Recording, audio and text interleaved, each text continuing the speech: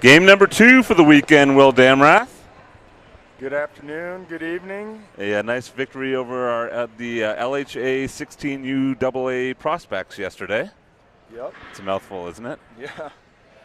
And tonight, who do we have in store? We have got the Denver East JV team. I think that's their inaugural team, Alan, is what I'm hearing. It's your number 1, and I'll share a little more detail about their record and what they've done thus far. But yes, I'm Alan Waters. I'm going to be doing the color commentating tonight. And we have with us Mr. Will Damrath. He's going to be doing our play-by-play color extraordinaire. Thank you, Alan. Thank you. Well, we're at the Ice Ranch. 4:50 puck drop. We've got 5 minutes on the clock getting ready for warm-ups here, and we've got a few special things for you this evening. We've got a special story and a sponsor Alan's going to talk about here. Yeah, so first I'd like to share a little bit about our sponsor tonight. That sponsor is going to be Taylor Ash.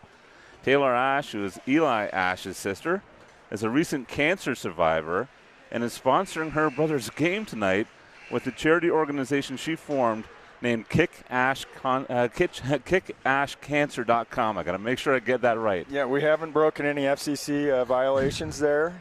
How? Kick Ash Cancer. I love it. Kickashcancer.com. How cool is that Taylor's stepping up and not only a cancer survivor and fought that battle, she is sponsoring tonight's game for her brother, Eli Ash, and in support of the fight against cancer. It's fantastic. I'm sure our Regis Raider fans and hopefully some of the Denver East fans dialing in and tuning in will visit that website and show her how appreciative of her and her cause is by donating. I made a note here, Will. I said we encourage you to visit Taylor's website, and I think it's more than encourage. I insist. Listen, take a break during the game tonight, jot it down. Go back and watch the replay of tonight's game. It's kickashcancer.com. Get on there and see if you can't help out the cause a little bit. Well, with that, what we're going to do is let Taylor tell her story herself. And I'm going to give Mike Shaw the thumbs up and let him run a little commercial, a little ad for Taylor. Hi, my name is Taylor Ash, and in 2018, I was diagnosed with osteosarcoma, or bone cancer. It was in my fibula. I did 6 rounds of treatment and 2 surgeries, and I am now 2+ years cancer-free. I have made it my mission to raise awareness for childhood cancer. Childhood cancer only gets 4% of funding from the NCI. To put this into perspective, Americans spend more money at Starbucks in one day than is in the budget for childhood cancer research for an entire year. This is pennies. I've created a website and a small business to help raise awareness for childhood cancer. I sell stickers, sweatshirts, and bracelets, all related to childhood cancer. On my website, you can find more about my story, other really amazing childhood cancer warrior stories, some really great foundations to donate to, some simple ways to help childhood cancer, and to help raise awareness for childhood cancer. You can also find all of my products. Childhood cancer deserves more than 4%.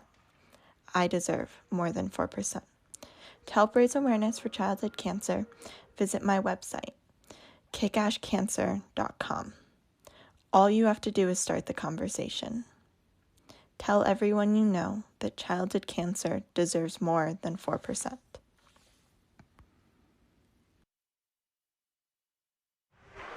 Taylor Ash, you are a warrior. We appreciate the sponsorship today, and I know that, as I indicated before, we appreciate all the families tuning into the game today, and those watching this broadcast. Jump on to kickashcancer.com and show your support. Welcome to the broadcast, Ishmael. Hello, hello. All right, what else we got in store? We going to hold that, or between the second intermission and first, we're going to? No, we're going to share between the second and third period, the intermission. We got a pretty cool feature. We got to sit down and have a taped interview with Coach Ott. So we've been doing the featured player of the game each week, week in, week out. Last week, we shared the featured players for the coaches, the assistant coaches. And then I took the time this week, we brought our captains of the team and a special treat for you guys. Not me, not boring old me in a phone interview with the players, but the captains of our team sat down and did a taped interview with Coach Ott. It's about a 9-10 minute segment, and I encourage you guys to stay tuned between the second and third period and watch that interview. It's fantastic. You learn a lot about the RJ program, the legacy of the program, and a lot about Coach Ott himself. Just wanted to also encourage you guys tonight, go onto YouTube and tune into Shaw Hockey's broadcast for the varsity program. And during the first and second intermission, there's kind of a two-part series with Coach Woodley as well. So you learn a lot. I will tell you, there wasn't a person that's watched that interview thus far, and there's been a few, that hasn't learned something about the program and the two coaches. They're fantastic. So a special treat for you guys in the intermissions today. Yeah, looking forward to it, looking forward to it. So 48 seconds left in the warm-up. Regis will be the home team tonight in their white jerseys, red breezers, red helmets, red gloves, trimmed out in black and red. And the Denver East squad, kind of a two-tone here tonight. They've got their red jerseys on, black breezers, and white socks. And they've got the black stripes and red stripes, white helmets. So we've got some lineups for you tonight. And we've got 20 seconds here. We're getting ready to start. So we'll go through the lineups, Alan. Yeah, we'll start off with our first line. Brenner, centering Williams on his left side and Damrath on his right. What an incredible game that line had yesterday, potting a few goals, a couple goals. We got Ihaya, who's been hot as late. Ihaya. Yeah, he has. Who's centering Gregory on his left side, and Camden Lai, who sunk one yesterday beautifully. Love to watch that. It was overdue, and it was coming to him. Ash is going to start up that third line. Barnesy on his left side, and Mr. Armitage, Pete Armitage on his right. And then we got the fourth line, Scholarud, centering Sorensen and Osgood. Why don't you call out our D, Will? D, we've got Matthew Carter, number 11, on the left D with Teddy Armitage, number 22. Liam McDonald, second pairing on the left-hand side, number 4, paired up with Liam Waters, number 8, the two Liams. Drake Woody, number 44, on the left D pair with Jake Crowell on the right, number 27. And we've got Elijah Hernandez and Ryan Miller, our two goaltenders. Not sure who's starting. I believe it's going to be Elijah. Yep. Elijah tonight.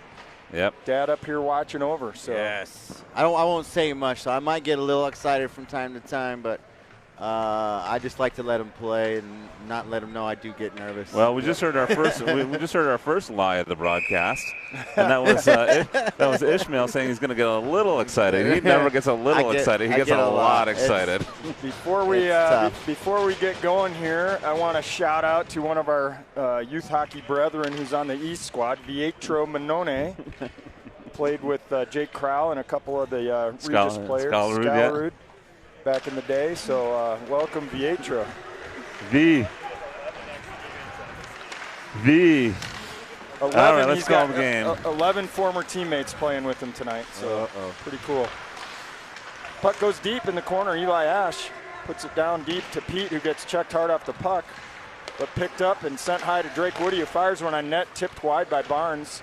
Barnes will pick up his own rebound, curl around behind the net, and he hands off to Armitage in the corner, back up to Drake Woody, who scissors with Eli Ash, but that puck's up and out.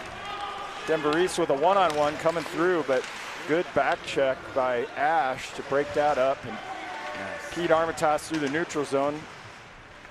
Tries to get that deep, but sent back down, and both teams will change lines. Drake Woody. Both Armitage is missing the game yesterday, participating in the senior night at the varsity game.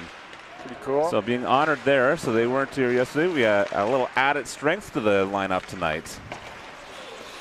Puck sent through to Gregory, just over the line. Ihaya makes a nice move. Switches to his forehand and a nice glove save.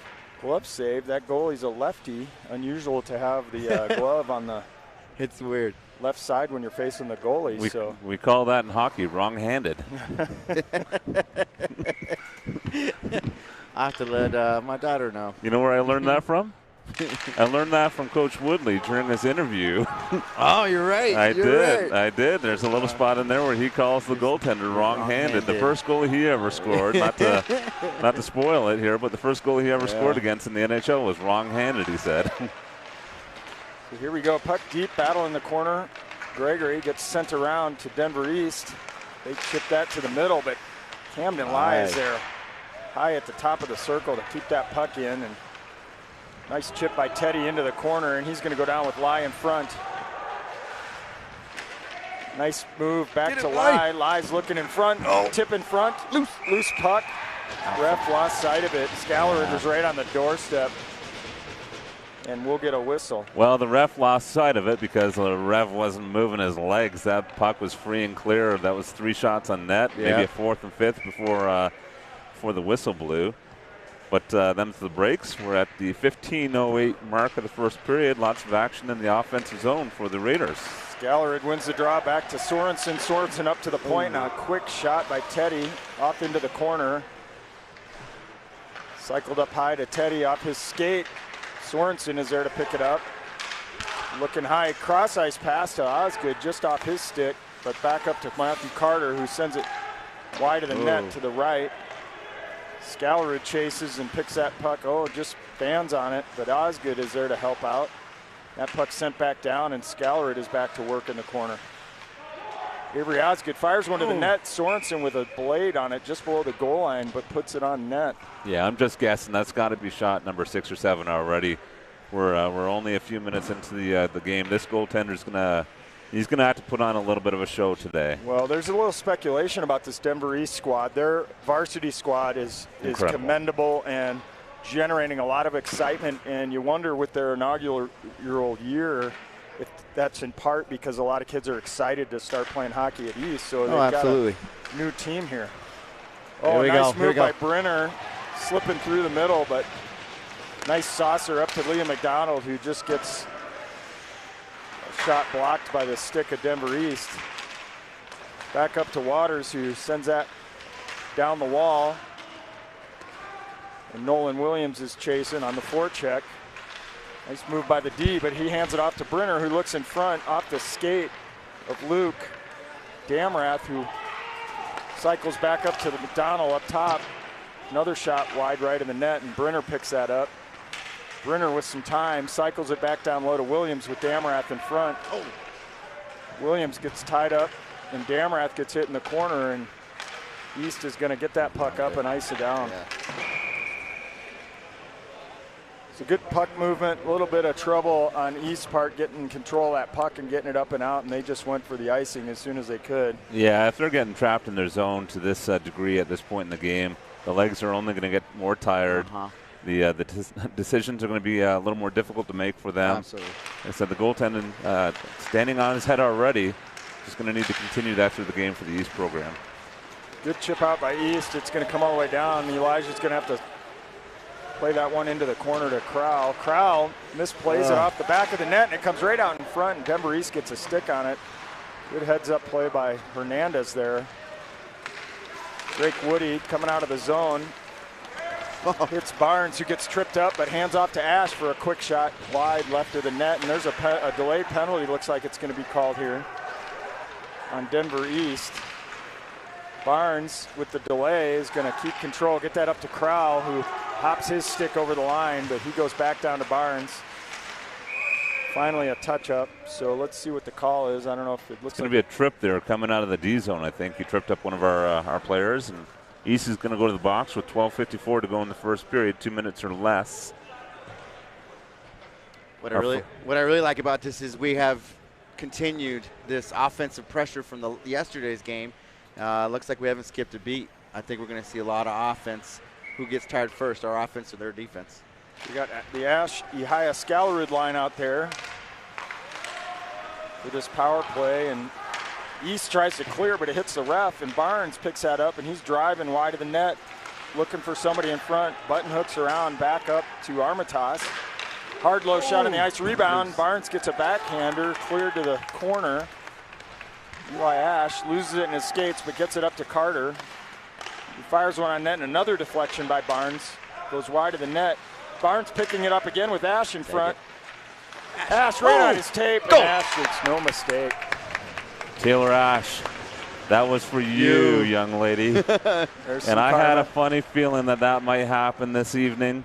How fitting is that, guys? What's the for all you out there? There's you have to donate an additional $25 for every goal that Eli scores tonight, right? Yep, that's mandatory. If you guys didn't get the email, or if we didn't share that with you before the game, so that's we need to look at the live view. How many live viewers do we have right now, Mike? Because if it's 25, 30, 40, it's 40 times 25 right now. Come on, Eli. We want Eli to have the biggest game, the biggest night of his life tonight in support of his sister. Puck comes high to Waters and a quick shot. Good stick poke by Denver East to block that shot, but sent back down. Harry Sorensen and Avery Osgood on the puck to Scalarud. Loose puck, Sorensen hands off to Scalarud. Scalarud showing some nice patience. Feeds it back to Osgood in the corner. Osgood tries to center, but East intercepts. Get it, Waters. And Waters gets to the line and keeps that puck in. It felt like it yesterday. So flipping back and forth between the rules, right, guys? Yeah, it was hard. So yesterday we watched that. That was automatic icing when you're dumping it in, no touch-up. And today it's, he's calling it an intentional offside. Yep. What? Whatever. That's fine. Yeah. I'm just going to say, All the way back down. So we got a Hyatt, Gregory, Camden Lai out there, and the Liams. D-zone face-off. Puck comes up to Denver East at the point, and they get a good shot. Deflected into the corner for McDonald. Up to Gregory. Gregory, nice breakout pass to Hyatt with speed down the left-hand side. He's got a man. Lai. Over to Lai, back to Gregory, but just off his stick in front of the net, right on the doorstep.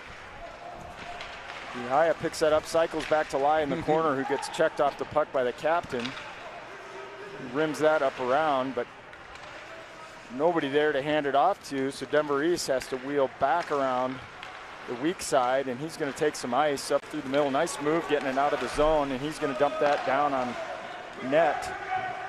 Elijah hands off to McDonald, who quick stretch passes up through the zone, but off the skate of Gregory, so no icing. Guys, Ihaya was shot out of a cannon down that left side there, coming through the neutral zone.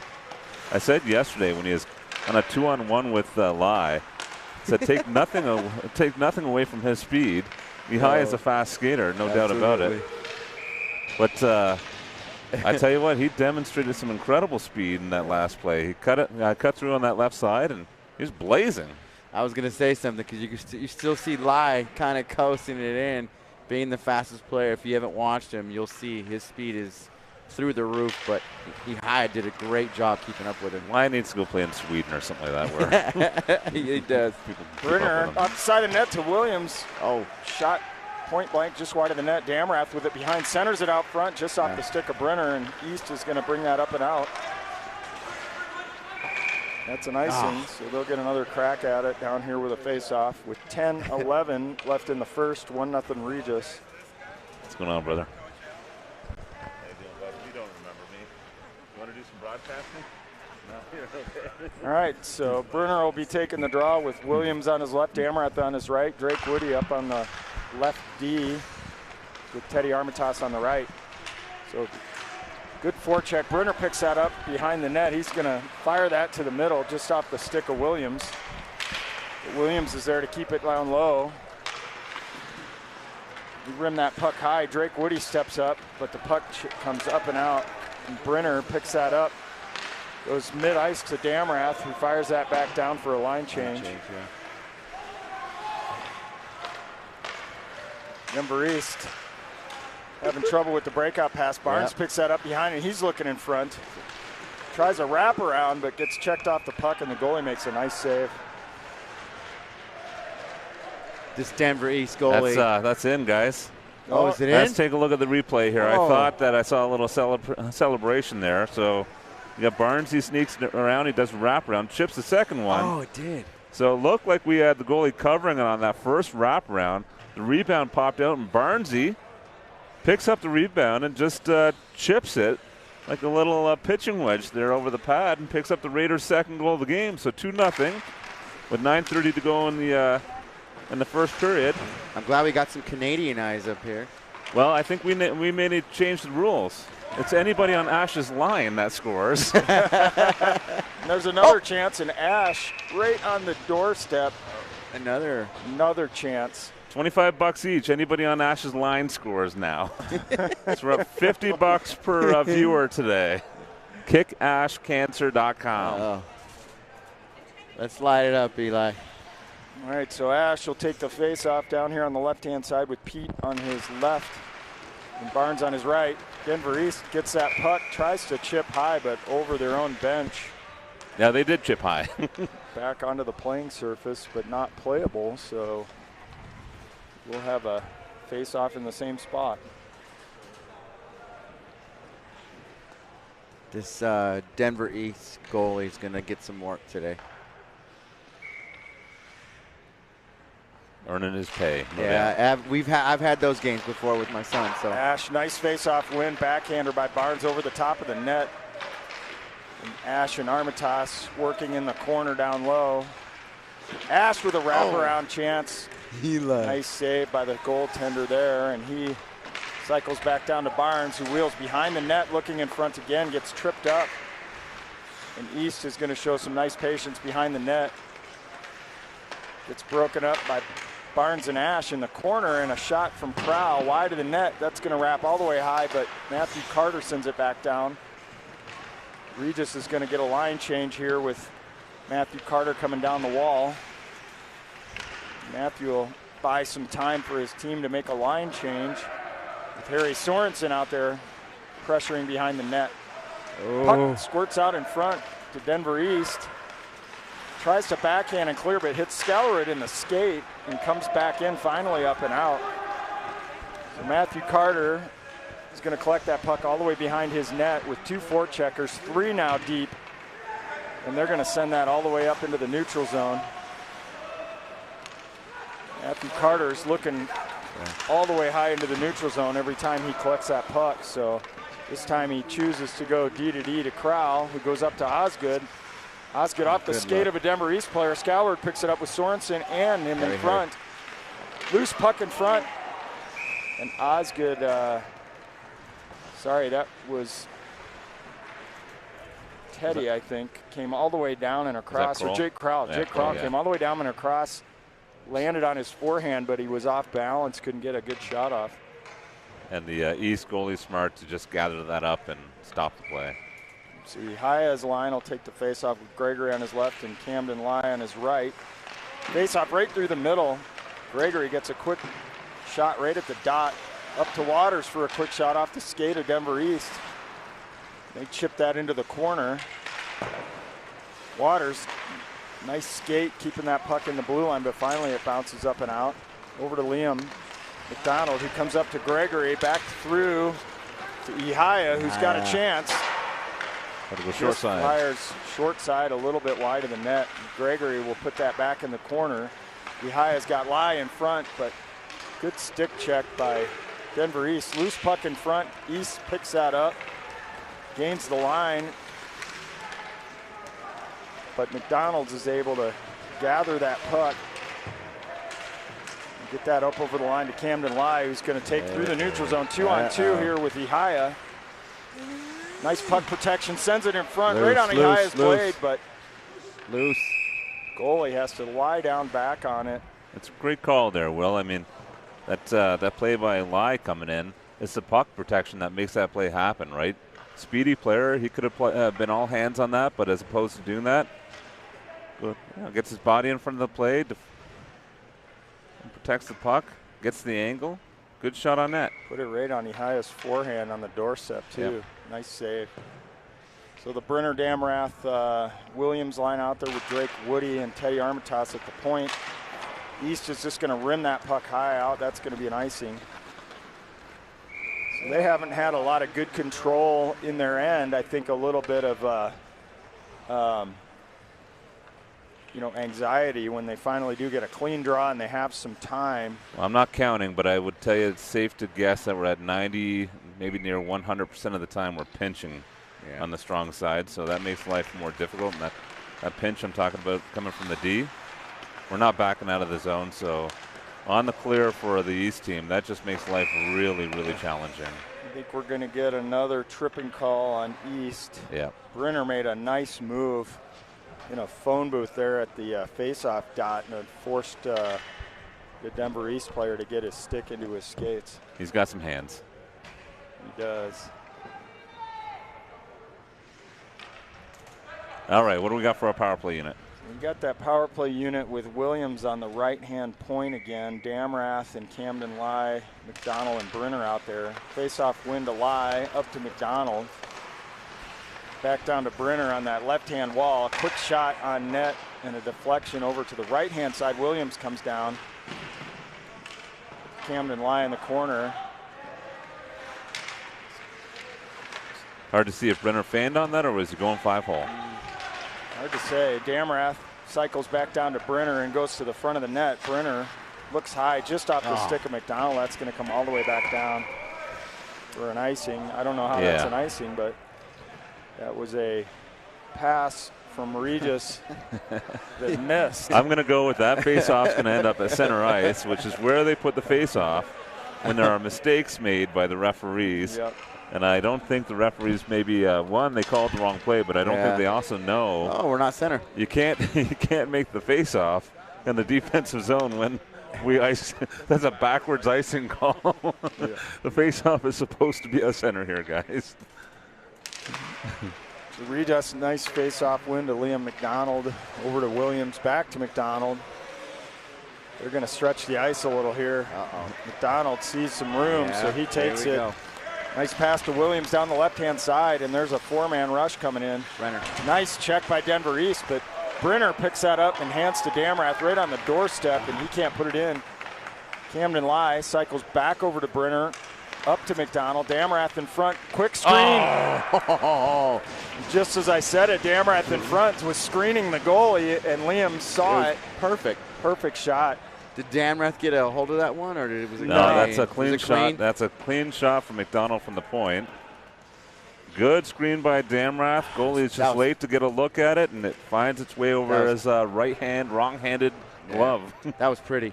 Yep, 3-0 for the Raiders, 5:20 to go in the first. 2 power play goals now. Yep, so we got Gregory centering Pete Armitage and Barnesy on the right. Sorry, Eli Ash is back out there. Come on, Eli. With Barnes, and he puts it right on the doorstep once again. So Ash, nice drive off the center ice faceoff to take that wide to the right and center that puck. And that goaltender is having a day here. Yeah, guys, I got to share this thought just going back to that play a few minutes ago. I come into hockey games and I say, I think I've seen it all, right? Not going to see anything new again today. Today's the first time I've seen the offensive zone team ice it and then get called on their own icing and it comes back into the D zone. That was a first for me, guys. So Barnes flips the puck to himself behind the net and cycles around the middle of the dot, gets checked off the puck, but somehow gets his stick on it. It's loose in front. Ash's goal. Ash scores another, but he might have kicked it in. We'll see what they call here. Let's watch the replay, We're going to see the replay here, guys. Might have been a kicking motion. Yeah. We'll see if we can see it one more time. It looked like it. And the best angle here is going to be from behind the net. So Ash is cutting across the crease. There's a loose puck, and but he did not. He shot the puck in. Yeah, he chipped that in. So good job, Eli. More money for us. Goal number 2 for Ash in the first period. And as you guys at home know, a natural hat trick is what? It's 1, 2, 3 goals in 1 period. Yeah, a natural hat trick, and we'd love to see that from Ash. How often do you see that, Alan? Well, but not often. Right. Come on, Eli. You want the stat? Like, I don't know, 11 times a decade. Come on, Eli. Get it. I believe we're at least up to $50 per viewer right now on the donations. We are. Taylor, another one for you, young lady. Denver East Nice zone entry, but good back check by Sorensen to poke that back up to Skellerud. Skellerud chips through the neutral zone, and he's going to fight down deep with some pressure. Come on, Scully. Denver East makes a nice move, but fans on the breakout, and a centering pass back to Skellerud just off his stick. Avery Osgood comes up to Waters on the point, makes a quick shot, intercepted by East. Sorensen goes down. Waters has another crack at it. Waters. But couldn't get everything on it, so it comes all the way back down, and Teddy and Waters. But the goalie tries to play that, and intercepted by East right outside the blue line. Good step up in defensive awareness. Looking. My boy's got your boy covered there. Yeah. your boy has had my boy covered so many times. Hey, give one, take one, right? Yeah, I don't know if it's even that way. They're both good. Yeah. Denver East tries to make a breakout pass. That comes up and out to Woody. Woody's going to scissors with Teddy Armitage. He goes up to Lai in the neutral zone. Lai checks up, comes back to Woody. He takes it right through the middle of the neutral ice. Hit it, Woody. Takes it wide onto the left.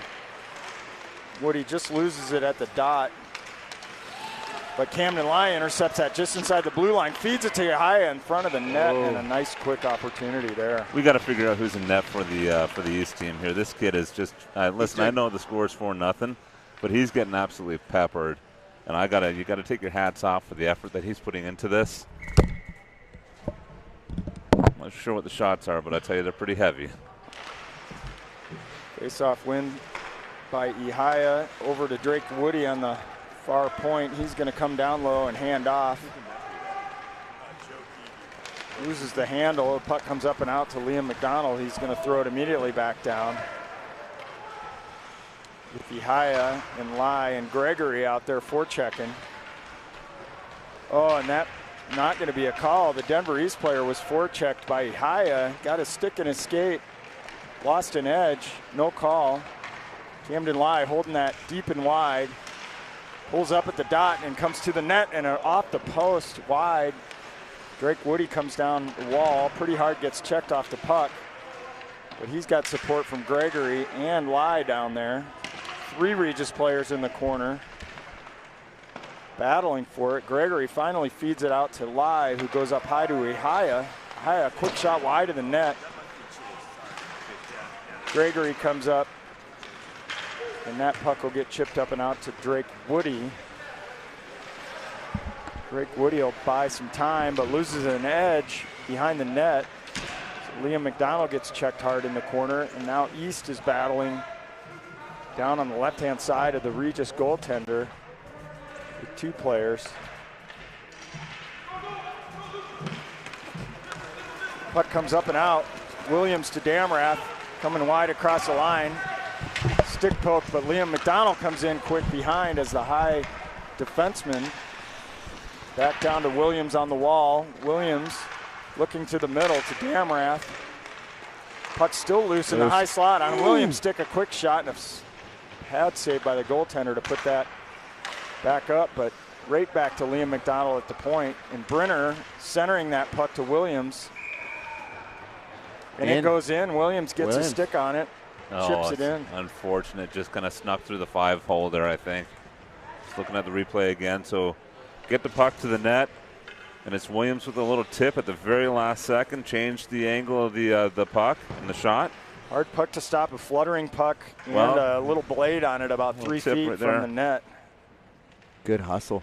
Very last second, just jammed at it, and smart little hockey play by a kid with a lot of hockey acumen, Mr. Williams. And he picks up the Raiders' 5th of the period with 40 seconds to go. Damrath with a high shot, wide of the net, comes up to Carter. He sends that back around for Damrath, who then gives it to Brenner behind the net, and they're going to scissors Damrath, curling up high. He's going to keep that puck down low and try and get it to the middle. And Williams picks that up and curls out of the corner. Got Brenner in front. Hands to Brenner, who hands to Damrath just off his stick. And a shot from the point and a save by the goaltender. Nice looking play and pass by Brenner just off the tip a Damarask stick, or that would have been a good opportunity with 15 seconds left in the period. Yeah, and that goaltender is Chase Groff. Groff? Groff, I think it is, yes. Okay. Well, like you said, besides the 5-0 score, he's done amazing. He's got to have 20, 25 shots on net. That's here. a lot for one period. Brenner on the draw. East immediately wins that and fires that high to the neutral zone. Matthew Carter coming back with 4 seconds left. That should do it for the period. Yep. And it will. All right, so we're going to take a break again. We're going to make sure that we're not going for a Zan break. We might actually be, nope, it's going to be a short intermission break. We'll give you a quick little snapshot here of Taylor's commercial again. We'll be back with you guys in about a minute and a half.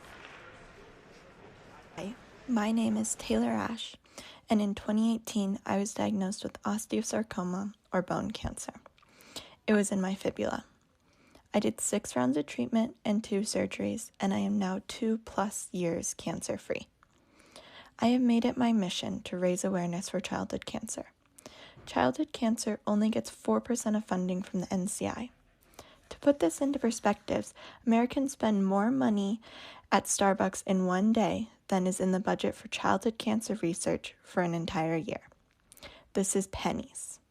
I have created a website and a small business to help raise awareness for childhood cancer. I sell stickers, sweatshirts, and bracelets, all related to childhood cancer. On my website, you can find more about my story, other really amazing childhood cancer warrior stories, some really great foundations to donate to, some simple ways to help childhood cancer, and to help raise awareness for childhood cancer. You can also find all of my products. Childhood cancer deserves more than 4%. I deserve more than 4%. To help raise awareness for childhood cancer, visit my website, kickashcancer.com. All you have to do is start the conversation. Tell everyone you know that childhood cancer deserves more than 4%.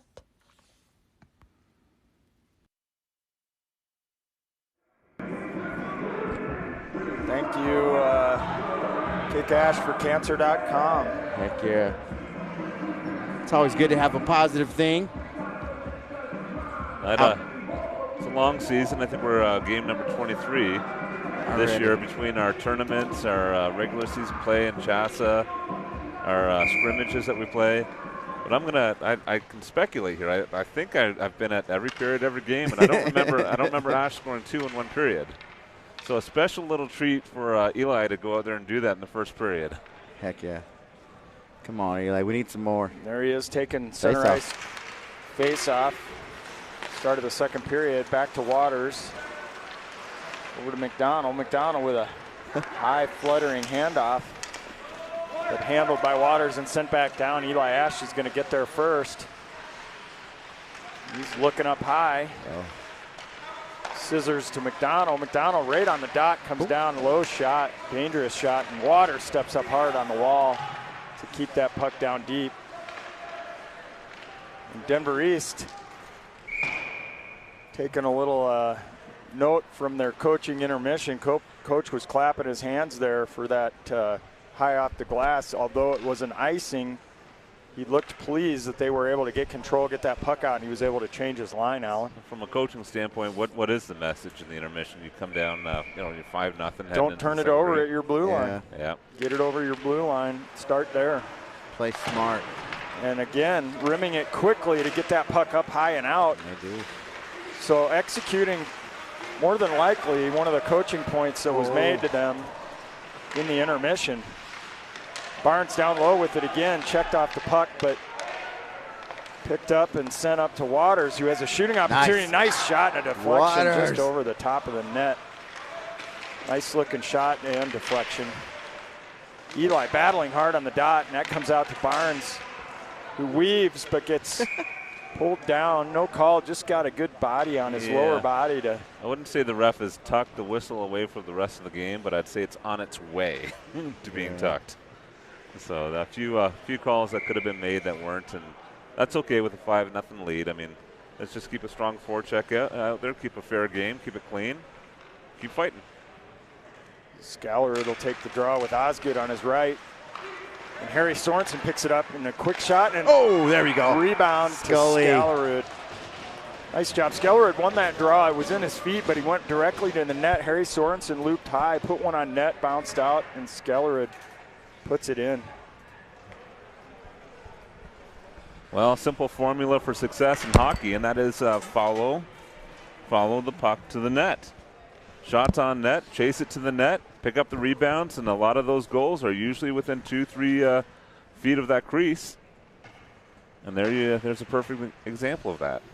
All right, 6-0 Regis. 15:44 left in the second period. Scalerud will take the draw again.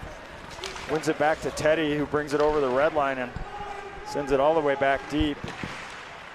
Hard forecheck by Osgood, and the puck squirts out in front, but again, East gets it, can't get it out. Armitage turns that over to Scalerud, who throws it right back down in the corner to Sorensen. Tied up in his skates, Sorensen and Osgood. Sorensen comes up with it, looks to the middle, and a good look in the middle. Scalerud right on the doorstep, but it goes off into the far corner. That puck comes back up high. Scalerud was at the blue line there, and it comes up and out. Denver East has got a opportunity here, but can't get past Teddy Armitage. Teddy freezes that in the corner, reverses direction up to Sorensen, who's got a man wide, but he gets it across the red line right to the middle to Teddy, rushing from that D position up. And Sorensen tries to put one on net, blocked by Denver East. Comes up and out, and Ihaya is going to send that back all the way down. They get a full line change now with Camden Lai out there with Ihaya and Gregory. Gregory right on his stick. Oh, what a shot. Yeah, what a beautiful save. Gregory's got one of the harder shots on the team. That wrist shot is a lethal one, pretty accurate at that as well. Really started using it, quite frankly. I think his confidence has just been boosted. Scored a couple goals 3-4 games ago. Yeah. That confidence is there, and it's a laser beam. He's very active with it. Came right off the bench within 4 seconds. The puck was on his stick at the high slot, and he took a quick shot. When you say you like that F3 guy coming in late, that's a natural thing to have happen when you're doing a line change. So you don't have a choice. You're on that line change. You just chasing the play in there, and you naturally become that F3, and you're kind of Johnny on the spot when that puck pops out. Ihaya turns to the middle again, and a nice quick shot blocker save. Rebound in front, back to Ihaya. He gets checked off the puck. Denver East tries to make an evasive move, but too much traffic, and it's sent back into the corner. Hands off to the far side, and the winger just throws it up to Drake Woody, who steps down the wall. Drake tries to make a move to the middle. It gets turned over. Weird bounce off the wall to Gregory. He hands back to Drake Woody. And Gregory and Woody in the corner battling. Finally, Camden Lai picks it up and sends it up to Jake Crowell with a quick shot. Hit the goalie right in the cage, but he smothers it. Talk about players with hard shots. That's the kid on D with probably the hardest shot on the team. That came from the blue line, too. He's got a pistol. Yeah. Good job for the goalie. Remind me his name again, Alan. Yeah, Goff. Chase. Is it Chase? Groff? That's Chase Groff. That's correct. Good for him, Chase. Good job. Stay in there, buddy. Brunner line out there, taking the face off. Squirts over the blue line, but McDonald gets there first and sends it back down. Denver East is going to try to take refuge behind the net, but Williams on it. Turnover to Damrath and a quick low shot. Pad save, beautiful shot and beautiful save. Brenner sitting right over that one. It's the rebounds, guys. That's where the goals are. Brenner shaking his head. He had one. Waters with a nice step up just outside the blue line. Puck comes deep to McDonald. McDonald's got some ice. Sends that up, but Williams, not seeing the guy coming across the bench, gets it stick checked, and it's back down low for Damrath. Damrath gets there behind the guy, gets a stick on it, and that puck's loose, and Denver East will pick that up. Waters sends it right back down to Damrath. Back up to Waters, back down to Brenner. He's got Damrath in front, but a little miscommunication there. Puck comes out high on the wall again, so nice play by Waters up to Brenner. Brenner sends it in front to Damrath, who's got it on his backhand. Quick shot and a save, rebound. Denver East picks that up and Smart backhand clear to get that puck out of their zone. There's a play Elijah normally would not make. Came out and eliminated the icing by not allowing it to cross the red line, but 6-0 lead. Let's keep the play moving. Yeah. Barnes going to the middle. He's got Pete Armitage with a stretch pass, but good defensive play by Denver East in the middle, and it squirts out to Barnes. He makes a quick move. Wow. High slot, gets it on his forehand, but only can shoot directly at the goalie who smothers it. Yeah. Barnes, he's having another night, isn't he? Yeah. Yeah, skating fast, looking good, taking great shots. Had Eli Ash over the front of the crease. Goalie still makes a great save. So Ash taking the face-off here on the right-hand side with Barnes on his right. And I believe Gregory on his left. Uh-oh. Barnes with another backhand opportunity. Sorry, that's Pete Armitage on the left. Barnesy, right off the face-off, drove the net, put it to his backhand. The puck just turned onto his blade. It's not very often you see a breakaway off a face-off. That was a little bit of an unusual play, but a nice little dangle by Barnesy. Yeah. Got to his backhand, took a nice shot, just missed the top side of the net. He's feeling it. He's thirsty. It. He's thirsty.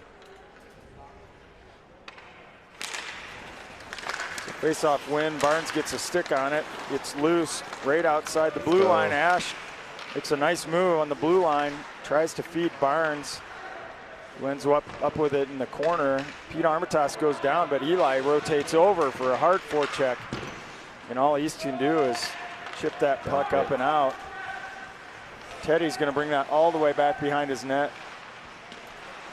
A nice move behind the net to hang on to that puck and buy some time, but he goes down and blows an edge.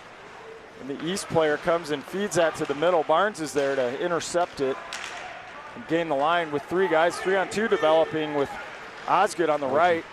Barnes is going to put that squarely on the ice in the net. What a beautiful 3-on-2 develop. Barnes showed some patience, pulled up high to his forehand and went cross grain with the shot on the ice. Well, it's low left-hand side. Terrific net drive by the puck carrier there, and like you said, just kind of reverses it back to the opposite side. He's got the goalie moving post to post. Yeah, I think snuck it in there for goal number 7. And I think OG had a lot to do with that too. He's coming in hard left to the goalie. Goalie has to look at him, and it just sneaks right in because of OG taking his eyes off, getting that goalie to take his eyes off it. Well, we'd be remiss if we didn't say it.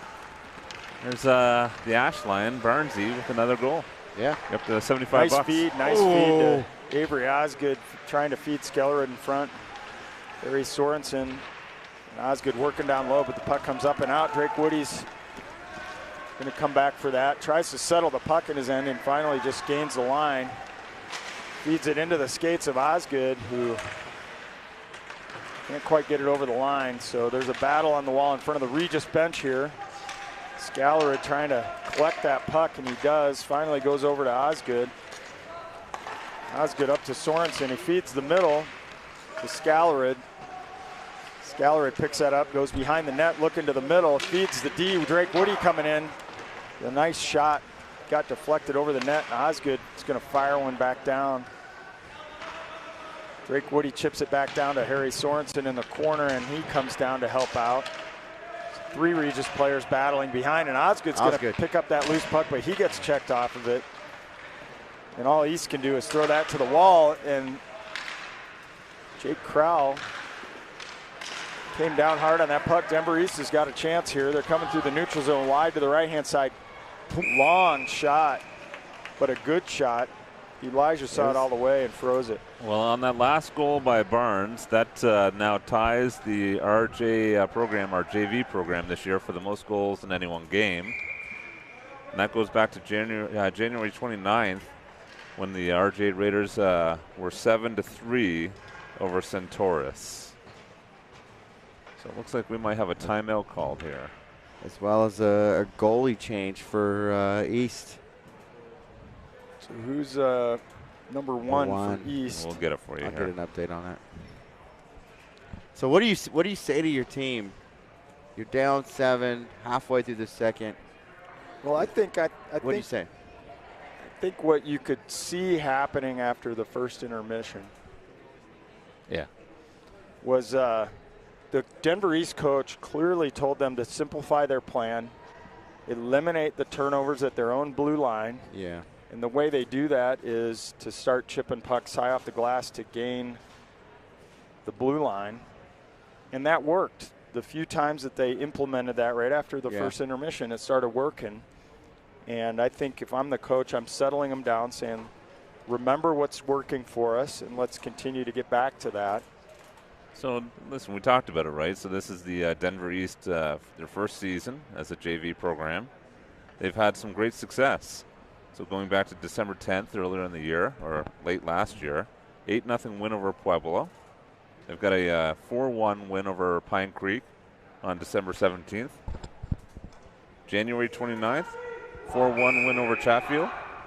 And they got a couple ties on their books as well. So they tied Heritage 6-6. And one other tie in their records, a Ralston Valley 4-4 tie. I know this, with a great varsity team and a JV doing what it did, like you said, that's great. That's you're looking at this team coming over the horizon as varsity. JV's following right behind them. 4 wins and 2 ties in your first season. Certainly nothing to be ashamed of. No. And a lot to look forward in the program in the years ahead as well.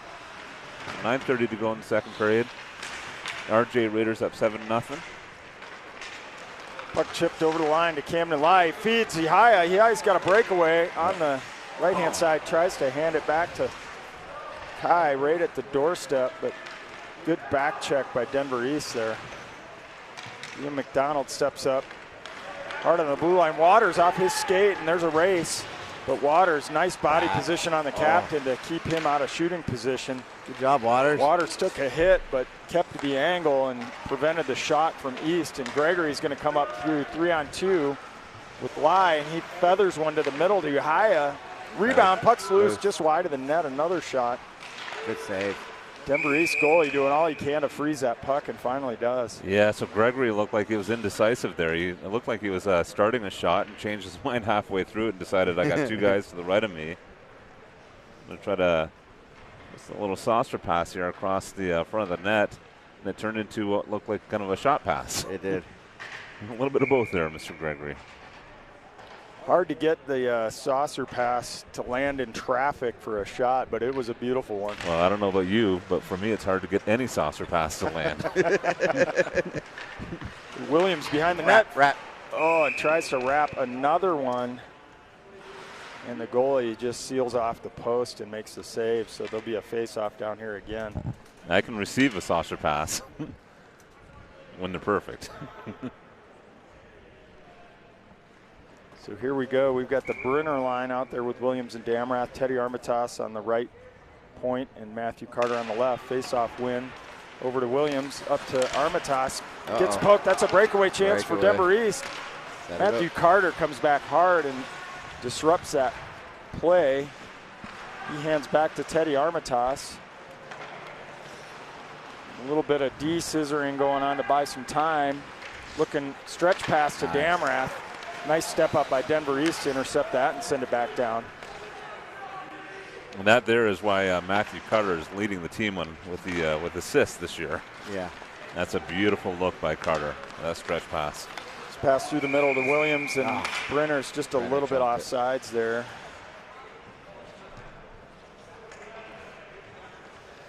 So we'll get a line change here and a neutral zone face-off with the offsides. Get Barnes, the Ash line with Pete Armitage back out there. Teddy, his brother, on the right point.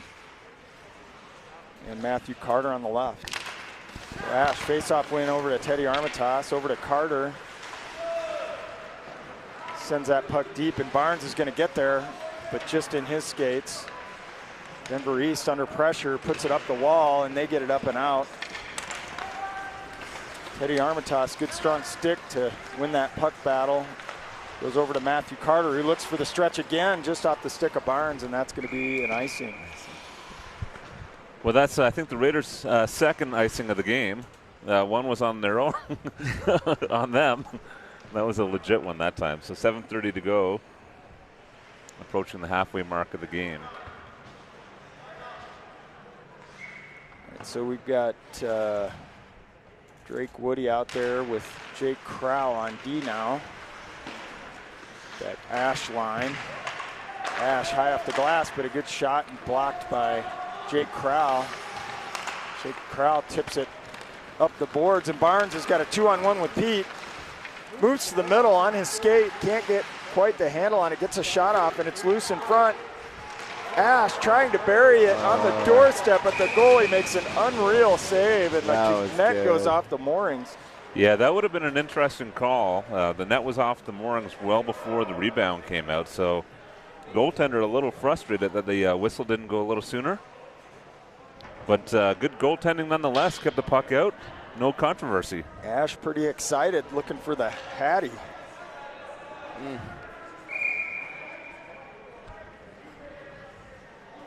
So here we go. We got Scalarud out there with Sorensen on the right, Osgood on the left. Teddy and Drake at the point, or excuse me, Jake and Drake at the point. Puck up to Crowell, tipped right in front by Osgood, and a nice save. Dangerous tip there. That shot was about waist high. Got tipped down to the ice by Osgood, and a bouncing puck right on the doorstep. Goalie made a nice save, and he's fresh in the net, coming cold off the bench. Yeah, a lot of coaches are going to tell you good, hard, low shots, but when they say low, you're not always talking about on the ice, right, Will? No. Ideally, you wanted a foot, maybe 18 inches, 2 feet in the air. Yep. Creates those great tip opportunities, get kind of above that pad line for the goaltender. Osgood to Skellerud right in front on the doorstep, but a pad save. It's loose in front. East clears that puck smartly. And no ice on that one, so Drake Woody comes back. He's got a forechecker on him. Reverses around, goes D to D. Denver East now putting some good forecheck pressure on all of a sudden. Came out of nowhere there, didn't it? Yeah, Harry Sorensen up to Scalarud. Skelly OG. Gets checked hard off the puck, so a little life in Denver East right now. Another smart play high up the glass. Can't quite get it out, but finally it comes up and out. So Denver East figuring out what's working. Osgood's going to throw a long one on net. East wraps, but Crowell steps all the way down the wall to put that back down to Harry Sorensen. Crowell collects that puck, quick shot, another nice tip out of the air by Osgood. That's 2 in the last minute. Osgood gets checked off the puck behind, but Harry Sorensen with that long stick comes in.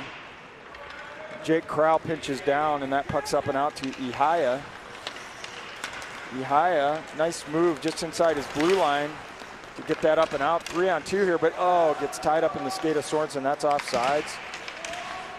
Delayed, they have to check up, and East just sends that puck up the ice with 5:32 left in the second. They've got the far bench, so they're trying to get line changes. Yeah. Elijah was thinking about coming out and Did you see that? grab that one. He was, I think he thought twice about it, only in the sense that was as far as you could possibly go to go pick up a puck in the corner. That's pretty far. He said, we'll let this one get blown. Maybe you do that in the first period. In the second period, when 4 guys are coming off the bench in between you and your team, you might think twice. Yeah. I think he made the right decision by staying put. Face-off win to Camden Lai, up to Waters. Waters steps up. Nice job keeping that puck in, sends it back down to Ihaya, who's got Camden in front, but puck rimmed over to Gregory. Gregory steps down into the corner. Gregory chips it to himself. Camden Lai picks that up. Camden drives top of the circle, but hands it off to Liam McDonald, who's going to drive in. Low shot and a tip by Ihaya. Yeah, that wasn't a shot by McDonald. That was a pass. Let's watch the replay here. He knew it was a good, hard, low pass. He knew he had his teammate right there on the doorstep, and that's exactly what that was, Mr. Ihaya. Nice looking play, and they're sensing when they have a lane to skate and drive in the net. And it's just a smart heads-up play by Liam McDonald. We've seen so much of that out of him in the last 5-7 games. Whoop! Somebody's take it. McDonald over to Waters, up to Ihaya, just off his stick, and there's a race for that puck down below the goal line. Ihaya gets there first. Nice move to protect the puck and get that, but East comes up with it. A lot of pressure from Camden, and Gregory picks that up with a shooting opportunity off the stick and a rebound, and another goal by Gregory off the shot of Ihaya. So again, hard forecheck by Regis, responding to the Yeah, Camden Live, which is a relentless forecheck there. Speed. All right, so that's going to make it 9-0 with 4:31 to go in the second period.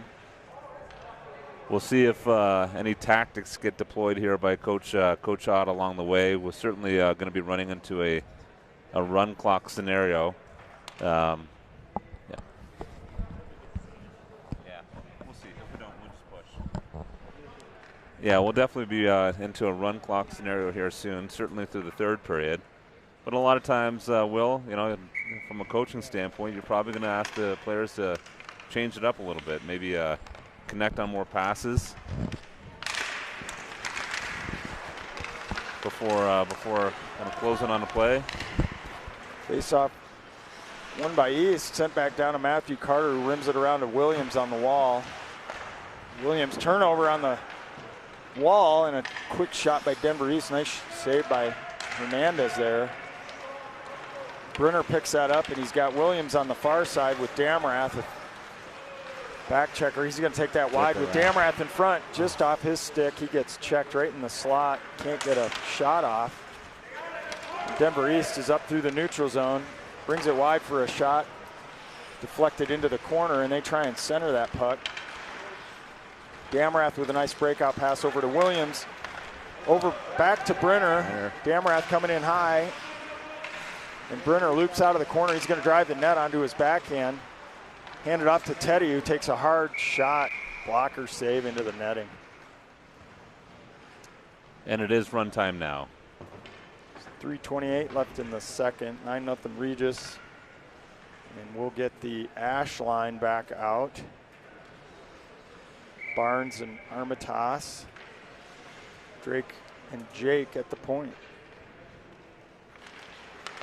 Faceoff win again by East, but Barnes is there back checking before it even gets over the line and sends that back into the corner. Ash can drive the net, and he does to his backhand. Nice save. Almost got his hattie, guys. Yeah, he's feeling it as well. That Barnes and Ash combo here, just controlling the puck down in the offensive zone. Well, we don't make life easy on you, do we? We got Jake and Drake and Liam.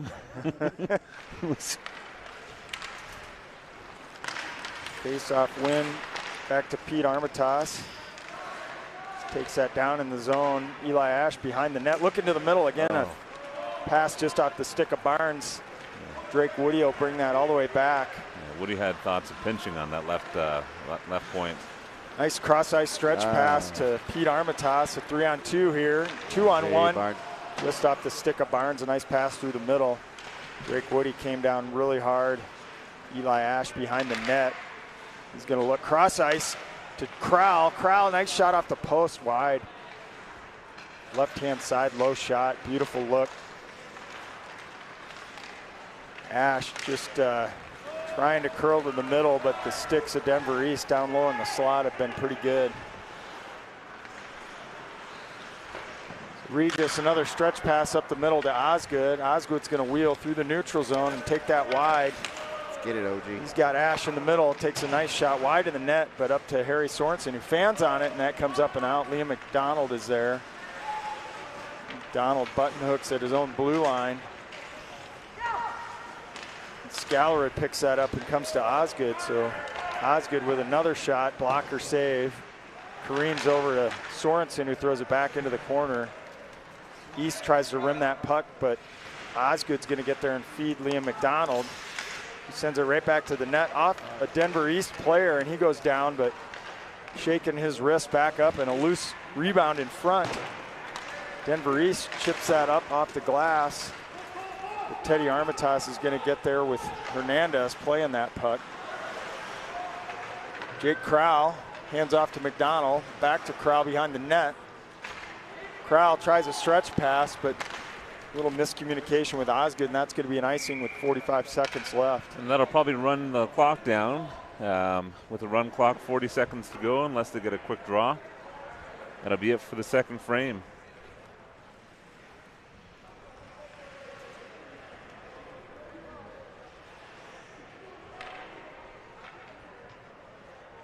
We get lined up pretty quickly, so we got about 20 seconds of hockey.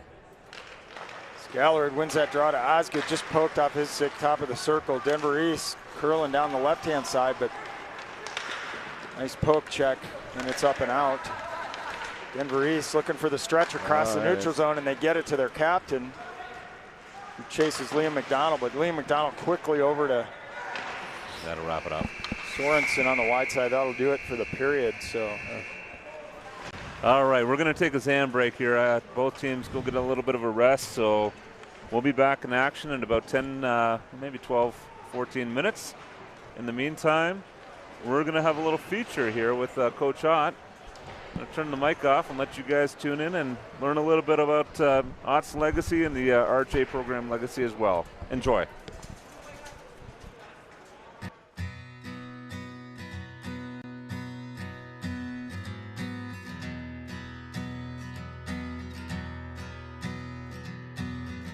I'm Teddy Armitage. I'm a senior.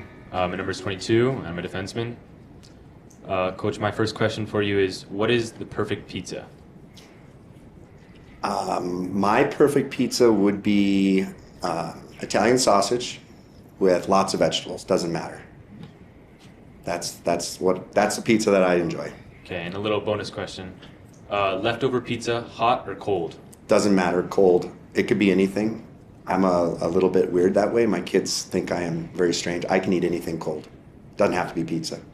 Gotcha. Could be soup. I can eat soup cold too. My name is Matthew Carter. I am a junior. I'm a defenseman, and I am number 11. And my first question for you is, what is your favorite actor, movie, meal, or vacation destination? Favorite actor is Morgan Freeman. Favorite movie, Shawshank Redemption, maybe Avengers Endgame.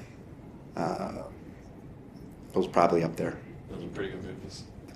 Always wanted to go to Australia or New Zealand. Down under. Down under. All right. I'm Liam McDonald, number 4. I'm a defenseman as well and a junior. My question is, every coach has their signature call, help, backdoor, hard back, set up, loose. What's your signature call? All of the above, depending on the situation. Situation, all right. All right. I'm Ryan Miller, number 33. I'm goalie, and I'm a junior. My question for you, Coach, is tell us something about your assistant coaches that most fans at home might not know. I'm going to tell you guys something about Coach Woodley that you may not know. So, Coach Woodley and I are married to sisters. We have been coaching together for 19 years. That includes Regis and club. We owned and operated a hockey training business together. I've known him. We've known each other for 33 years. And even after all that, he's still one of my best friends in the world. What made you start the Regis program?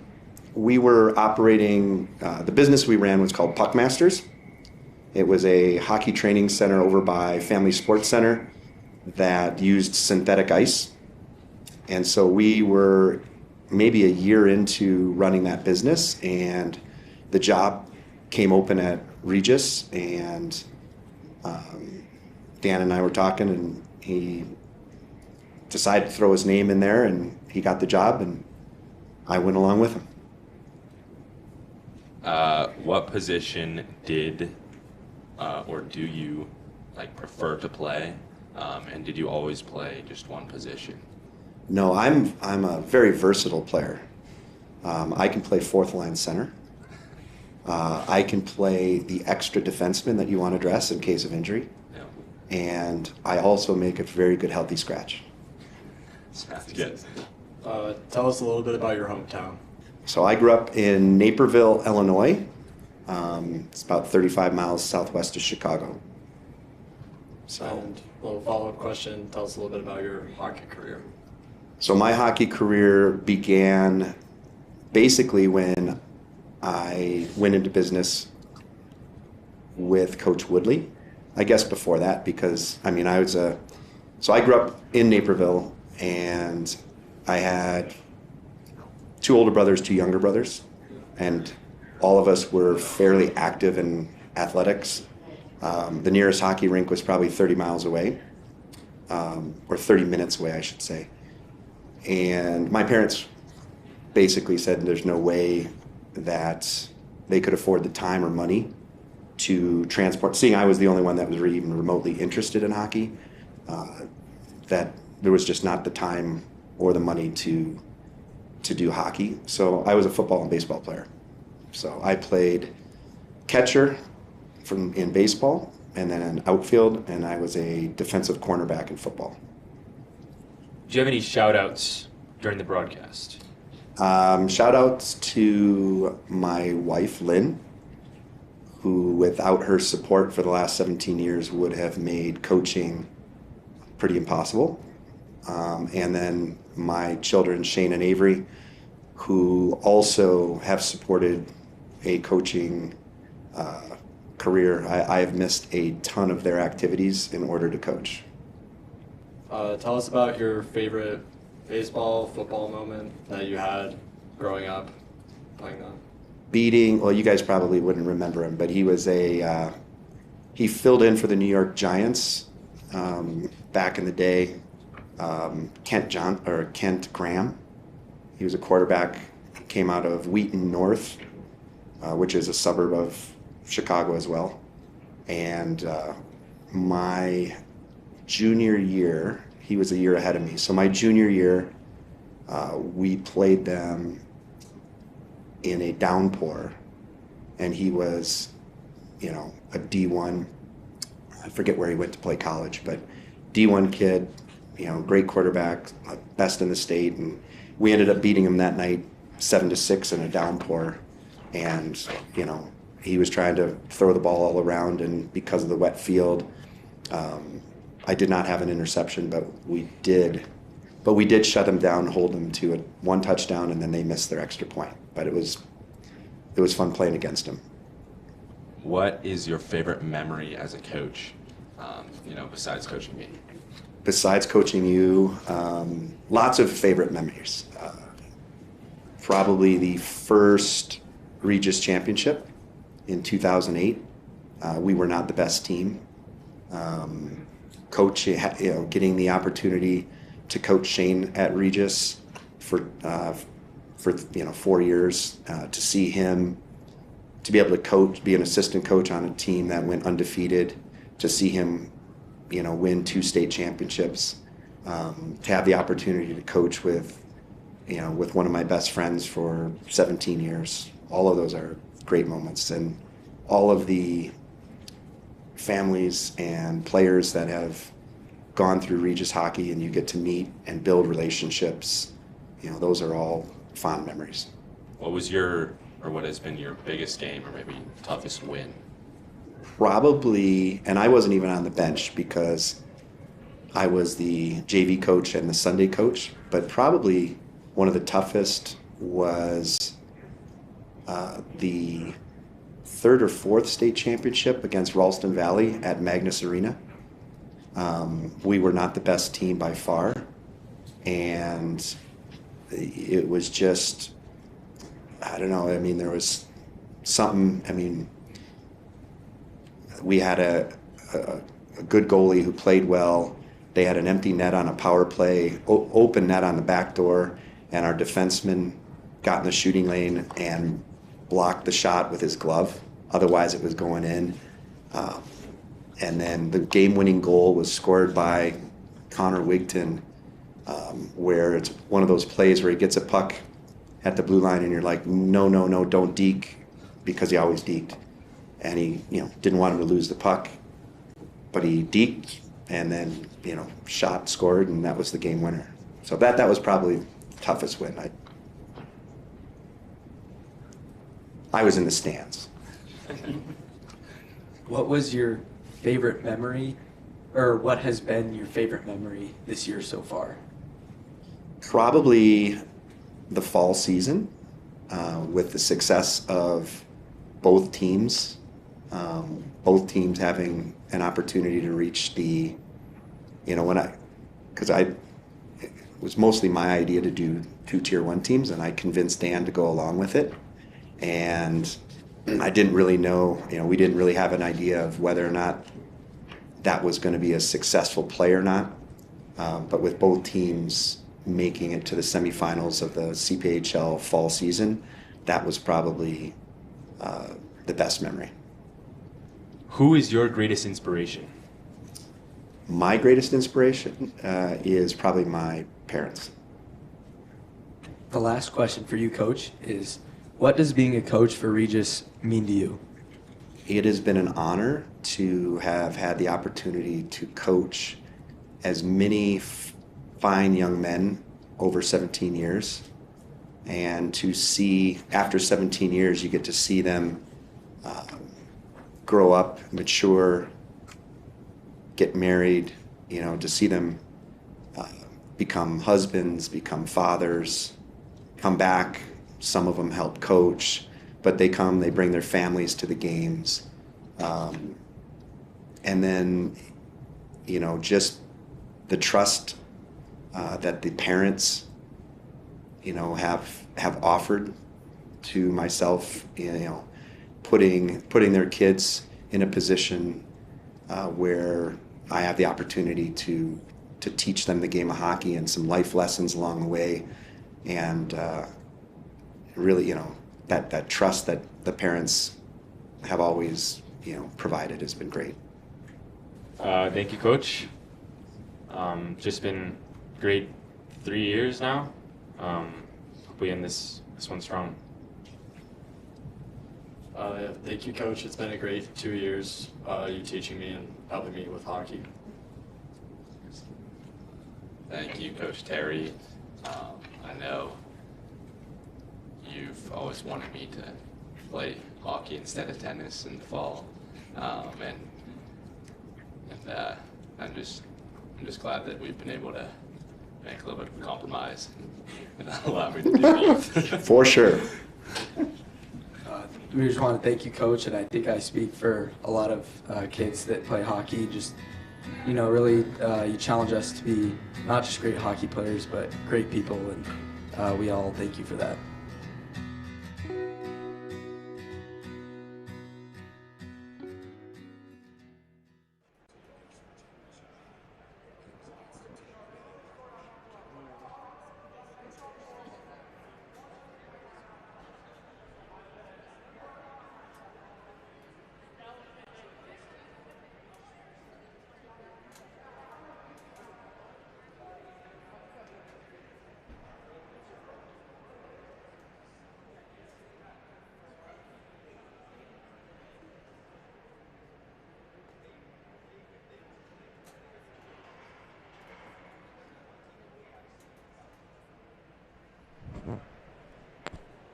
Well, there you have it. It's our interview with Coach Ott. Mm-hmm. A 17-year legacy with the Regis Raiders. Got to learn a little bit more about him personally and a lot more about the legacy of our RJ Raiders program. You guys both got a chance to watch it? I think maybe before the broadcast? Yeah. Fun interview, wasn't it?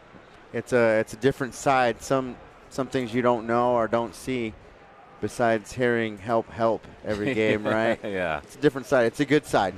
It's a good side. Maybe one of my favorite parts was our four captains, and that was the four players you were watching in the interview. Essentially, our captain and our alternate captains. I think we got some extraordinary hockey players there, but maybe some future broadcasters too. They're going to take our positions in the years to come. You think, guys? Yeah, good stuff. It'd be good. Well, and it's fun for them to put their coach on the spot for once and turn the tables on him. So. Yeah, I was talking to Coach Ott before the interview, and he'd asked me very sincerely, kindly, kind of probably jokingly a little bit, any curveballs coming my way today? As he should, right? I said, no, Coach, no curveballs. This is a hockey game, buddy. So yeah. No curveballs coming your way. So he answered the questions spectacularly well. It was a fun interview to do. So, like I said, the Coach Woodley is going to be featured in first and second intermission for the varsity game. Go find that link, guys, and watch that one too. A spectacular interview. All right, so last minute coaching tips. 17 minutes on the clock, third period. For East, it's going to be get the puck deep. To your point, no turnovers at the blue line. I like to always suggest neither blue line. They're both dangerous places to turn over the puck, whether it's the defensive blue line or the offensive blue line. Yeah. And I think with a run clock here, the strategy for East is play smart, box them out. And he said get the puck deep and see if they can't take advantage of a mistake or two through the third period and tighten this up a little bit. Yep. Well, it can be a simple game if you take care of a few key things. We'll see how well they do here going into the third. Guys, what do you think of this? It's 17 minutes to go in the regular season for us. That's sad. So this is the last regular season game of the year for us. Kind of bittersweet. It has been a spectacular year. All the support from everyone from Shaw Hockey to the parents and the grandparents who have been sponsoring the team. Just the everyday support that we get from the parents and the organization. Oh, two guys go down after the fresh ice make here quickly into the third period, and there's a race all the way down. Hernandez is going to clear that puck and make it difficult for East. And Crow with a big hit down low. Drake Woody picks that up, stretch pass to Osgood. He's broken free onto his forehand, and a beautiful glove save. He goes down hard into the boards for the second time this shift. But he gets up okay. So last game of the year, we're I think game number 23. We got a tournament coming up next weekend in Colorado Springs. So 4 or 5 games that we'd be playing there. And then if I've got my dates correct, and don't quote me on this, but I think March 7th, 8th, 9th, 10th, somewhere around there. Hard shot by Crow, and the goaltender doesn't know where it is, and Osgood goes down for the third time on his shift. That kid is relentless. March 7th, 8th, 9th, 10th, that'll be the Kaha State Championship in the final tournament. So we'll be back in action. I'm excited. When I tell you this is the last game of the year, last regular season game of the year, lots of action coming your way beginning of March. Indeed, indeed. Face-off win by Denver East. Got a 2-on-2 stretch pass through the middle, and he's broken free, but McDonald with that long stick nullifies the chance. He's battling down low with Waters. Waters goes down. They try and wrap in front, but Skellerudy's there to break that up. Denver East sends that back down behind the net. Poked over to Waters, up to Sorensen, trying to clear and can't. Osgood goes down for the 4th time on his shift, and he's had enough. So he's going to go for a line change. Come on, OG. Not looking happy on that bench either right now. He's good. Puck battle comes over the line. Williams with a nice play through the neutral zone, tries to make a move at the blue line and loses it, but McDonald's goes D-to-D to Armitage. Armitage takes it wide. Outside there. No offside call. Damrath got pushed over the line, but no call, and ends up on his stick in the slot. Tries to make a shot off the skate. The Denver East player. He cycles back down in the corner for Damrath. Just off his stick. Nolan Williams comes down to scissors with him. Williams tries to make a move at the dot. Denver East sends that all the way down. Hernandez is going to hand off to Matthew Carter. He's going to rim it all the way up to Armitage. Back. Tries to go cross ice to Damrath, just off his stick down into the Denver East zone. No icing. Quick breakout try. Brenner goes up to Carter at the point. Carter with a quick shot hits the Denver East defenseman, and that puck's loose but finally frozen. And with a run clock here in the third period, we're at 13:45, and it's going to wind down while we get set for the face-off. A little bit of a different tempo to start at the third, Will. Yeah, Denver East is clearing pucks and boxing out. Nice puck possession movement still in the offensive zone for Regis, but Denver East doing a nice job defensively thus far. Winning face-offs as that one came out over the zone to Crow. Crow up to Barnes. Eli Ash gets hit hard at the blue line. Picks that off the blue line and drives the net. Shot wide in the net. Denver East picks that up. Gets that up and out. Drake Woody just inside his blue line puts it up to the neutral zone to Barnes, and Ash gets it poked at the blue line. Crowell coming across, should have been an offside, no call. Uh-oh. And Barnes, I believe, Is he okay? on the drive, his shoulder hit the net, He's fine. knocked it off. He's So okay. outside of probably piling on here, we certainly don't want to pile on with more goals, and that's not the intent of the game or part of our program here. But what we do want to see is a high level of skill, maybe move the puck around really well, smart hockey, don't get trapped in making silly mistakes, play the game the right way. That's what we probably want to see here in the third. Is that fair to say, Will? Yep. Barnes still going hard. Makes a nice diving play to put that onto Ash's stick. Puck comes behind the net to Armitage. Armitage throws it in front.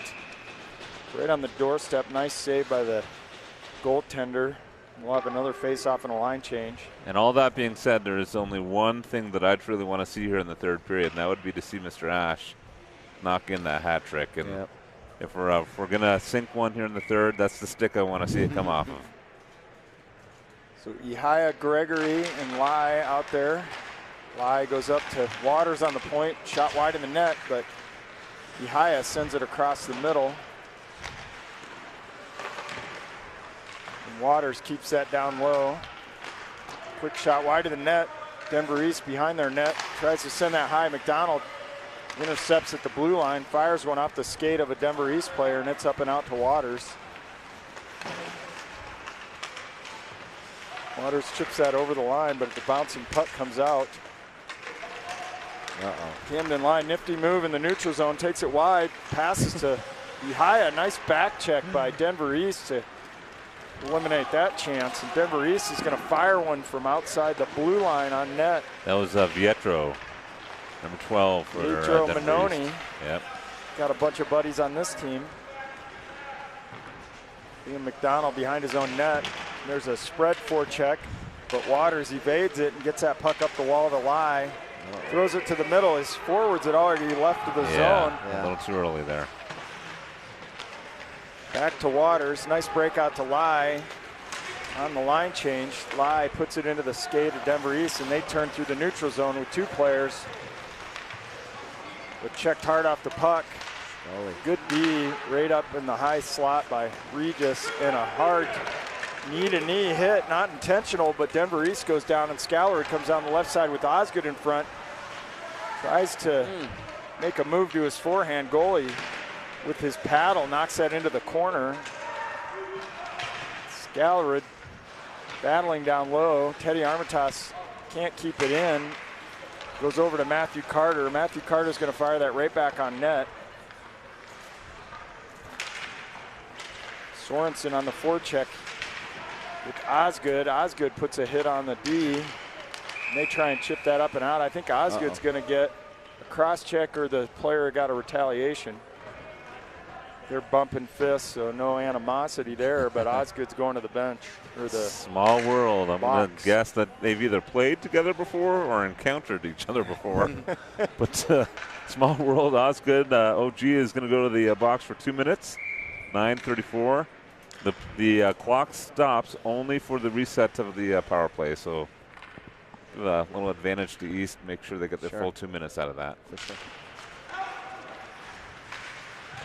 Got Drake Woody, Brenner Damrath out there on the penalty kill. Puck centers across. Jake Crowell's chasing in the corner. They try and go up to the point. Damrath gets his blade on it, and that goes all the way down.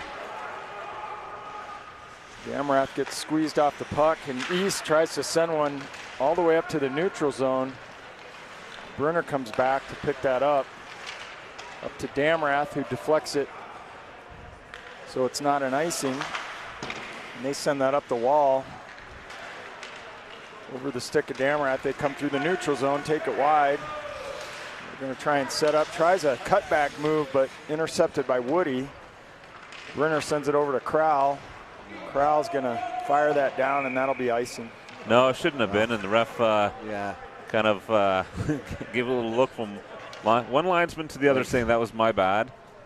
It's, again, the rule changes. We're back to high school hockey here, so when we're on the PK, you can't ice it. So he called for it initially, and then he tried to wave it off, didn't get it in time. Nonetheless, bring it back into the defensive zone, finish off the power play with 1:05 to go in it, and 8:39 to go in the period. Denver East face-off win. Sends it back into the corner. Waters picks that puck up and fires it up out into the neutral zone. Denver East with a pass through the neutral zone, step up by Eli Ash, and that puck's all the way back down. So East over to their captain coming through the middle. Tries a stretch pass through the middle off his stick. Ian McDonald has 3-4 checkers in the corner. Denver East tries a cross-ice pass to the far D, but off his stick up and out. And Barnes is there. Dangerous move across the blue line, but he gets it up and over. Denver East is coming wide down the right-hand side. Hands off to their D for a quick shot. Screen, but wide. Denver East up high looking for somebody. Barnes misses the pinch at the blue line. Back to even strength, well. Battle on the wall now. Penalty is over. Avery Osgood thought that puck would squirt free in the neutral zone and left, and Denver East got it and put it right back down for McDonald. He was thinking, he was hoping. McDonald over to Osgood, who sends a breakout pass to Skellerud, who tries to feed Harry Sorensen. Sorensen on the far blue line sends that deep with Osgood and Skellerud down behind. Skellerud with a hard hit. Puck in his feet. Rims up high on the wall, and Jake Crowell, I believe, is coming down behind the net. Sorry, Teddy Armitage behind the net. Denver East is going to try and come up the wall, but Skellerud sends that back down with Osgood. Osgood gets checked hard. Harry Sorensen with behind the net, looking for somebody up high. Looks back to the middle, cuts back, gets checked hard. Denver East doing a nice job. Oh! Puck comes right up here at my feet, but Aiming for Shaw. Aiming for Shaw. Well, that just about became the most expensive broadcast of the year. Mike, are you okay, buddy?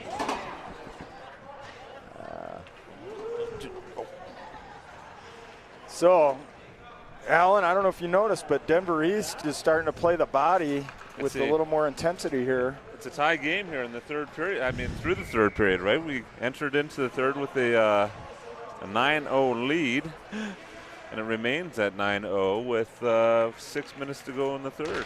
Nice intensity with 6 minutes left in the game by Denver East. Ihaya turns to his forehand, gets a nice defensive play by East to break up that shot again. Denver East gets it up and out. Teddy Armitage fires that back down. Whoops. Oh. Turnover to Gregory. But they get it up and out over the line. So Camden Lai collects that puck, goes over to Armitage. Armitage is going to fire that back down. Gregory gets there and sends it up to Teddy Armitage, who sends it back down. Nice cross-ice look by Ihaya to the middle, but once again, Denver East, with their sticks in the lane, prevent a good shooting opportunity. So Denver East rims that all the way up around. Camden Lai gets his stick on that, and a shot wide in the net by Osgood. Ihaya back down in the corner with a nice body to send that puck to the middle in the skates of Osgood, who gets knocked off the puck. East comes up, and they're going to gain the line through the neutral zone. Camden Lai back checking hard, intercepts that puck. Drake Woody steps up in the neutral zone, 1-on-4 chance. Up to Osgood, who sends it back down to Skellerud. Skellerud crossed through the middle to Drake Woody, back to Skellerud. He's going to bring the line. Drop pass to Woody. Woody into the corner. Nice cutback move, loses an edge, but still has control. Sends it back down to Skellerud. That puck comes all the way up high with Avery Osgood in that defensive position. Skellerud, nice quick shot and a save by the goaltender. And finally clear that puck. So with 4 minutes left As you mentioned, it's a 0-0 game in the third period, Alan. Nice period by Denver East. Yeah, I'd say the Raiders are out shooting East. Certainly the puck possession in our favor again, zone time. But boxing us out very well. Different tempo. When they do get the puck, they're not making the turnovers. They're getting it out of their defensive zone, getting it deep in the offensive zone. Definitely a different East team we're seeing here in the third period. So Damrath taking the center position with Williams and Pete Armitage right now. Pete Armitage ends up with a nice shot on his forehand. Jake Crowell falls to his knees, but Williams comes back to help out, and Denver East has got an opportunity here. Nice shot, nice save by Hernandez to put that into the corner for Crowell. Crowell reverses the play, comes up to Pete Armitage, and he's got Damrath on a 2-on-1. Damrath driving the net. Rebound, comes out in front, and Williams gets a rebound and a shot. I don't know what the whistle was, but might be man in the crease or net off. The net came off. Yeah, the net they came punched off, in Rath pretty hard, and it took the net off its feet. Mr. Pete Armitage with a terrific scoring opportunity. He's one of our seniors in his last regular season game as a JV player here. Yeah. Again, bittersweet, and a reminder we got lots of hockey left. Lots of hockey left, but that would have been sweet to see Pete sink one there in his last regular season game as an RJ Raider. Face-off win by Regis. Nolan Williams gains the line. Back to Pete Armitage for a quick shot and a beautiful shot. So there you go, Pete Armitage. There you go, Peter. What did we just say? How nice would it be to see Pete sink one in his last regular season game as an RJ Raider? Nice call, Alan. Yeah, he picked that baby up, and he just sniped it top left corner. So not just a goal, but a beauty goal, Mr. Pete Armitage. Great job, buddy. Congratulations. And what a terrific hockey career for him, supporting this and playing on this team. Yeah. All right, 2 minutes left. Scalrud will take the draw with Osgood and Sorensen, Liam Waters, and Liam McDonald on D. Face-off win over to Waters. Seals off the wall at the blue line, and Scalrud battling in the wall in the neutral zone here. Puck comes back to McDonald. McDonald, nice pass to Osgood, who hits Scalrud flying through the neutral zone. Backhand pass to Sorensen, but just off the mark. A nice cutback by Denver East to get to his forehand and put that puck all the way down. Hernandez is going to try and play that. Fans on it. Waters down on his knees to try and block that, and it's loose. Holy cow. Let's watch this replay here. I don't know whether to yell at him or say good job. A little mishandle there by Hernandez. It creates a little bit of offensive pressure by the East team. You're seeing the replay there on the shot, which was a beauty save. But right before that, the East player had a wide open net. And I think two guys attacking the puck, and it was Waters who just reached out and tapped that out of the dangerous scoring opportunity that it was. So it remains a dare I say it here, guys, but a shutout with a minute to go here in the third period. It's not fun when your goalie sticks at the top of the circle. Here we go, East with one more shooting opportunity blocked by Osgood. He sends it all the way down. They're going to play that. He fires it right back to the neutral zone. It comes up to Drake Woody. Drake Woody tries to make a pass through the neutral zone off the skate of an East player. And Harry Sorensen's got a 2-on-1 with Crowell. He passes over to Crowell, back to Sorensen, and that's in the net. That was a nice looking play. Nice little give and go there for Sorensen. And that'll make it an 11-0 gap with 20 seconds the run clock. So before we get set for the face-off, that'll be a wrap for the game, guys. Good contest. A lot of perseverance by Denver East, down that much with 2 minutes left, playing that hard and almost getting that one goal before the end of the game here. So well, they played their hearts out. One more. Brenner to Ash, and Ash gets the Hattie. He got with the hat 1 trick. second left. Once again, Mr. Waters, good call. Well, there it is. I didn't anticipate that coming in the last 2 seconds of the final frame, but kickashcancer.com right there. Listen, That's karma. if there's not evidence that there is a hockey god in this world, well, that is it right there. And how deserving is that, right? So thank you, Taylor, for sponsoring the game. As we indicated, you are a warrior. And your brother came out here after sponsoring him in this broadcast and this RJ Raiders program. Good job. Put a hattie on the board for you. A hat trick for Eli Ash. Kept us in suspense till 0.8 seconds left, I think. It's called an Ash trick. An Ash trick. An Ash trick. We got a new one, right? Good job, Eli. And again, recognize this East program. They have got an absolute phenomenal program at that varsity level. It's their first year. It's only a matter of time. It's only a matter of time. And again, take nothing away from what they did there in the third period. A fantastic performance. So we're going to take a break next weekend. We're going to be down in the Colorado Springs for a tourney. And then my math is correct here, get my dates right, but maybe 2 weeks from there, we'll be into the playoffs. So we'll get some email and communication out to you guys. We're going to close with Taylor's commercial. Sponsor. Get out there and support her. Thank you, guys. Hi, my name is Taylor Ash, and in 2018, I was diagnosed with osteosarcoma, or bone cancer. It was in my fibula. I did 6 rounds of treatment and 2 surgeries, and I am now 2+ years cancer-free. I have made it my mission to raise awareness for childhood cancer. Childhood cancer only gets 4% of funding from the NCI. To put this into perspective, Americans spend more money at Starbucks in one day than is in the budget for childhood cancer research for an entire year. This is pennies. I have created a website and a small business to help raise awareness for childhood cancer. I sell stickers, sweatshirts, and bracelets, all related to childhood cancer. On my website, you can find more about my story, other really amazing childhood cancer warrior stories, some really great foundations to donate to, some simple ways to help childhood cancer, and to help raise awareness for childhood cancer. You can also find all of my products.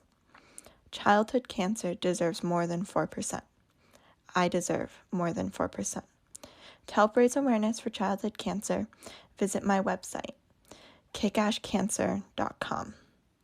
All you have to do is start the conversation. Tell everyone you know that childhood cancer deserves more than 4%.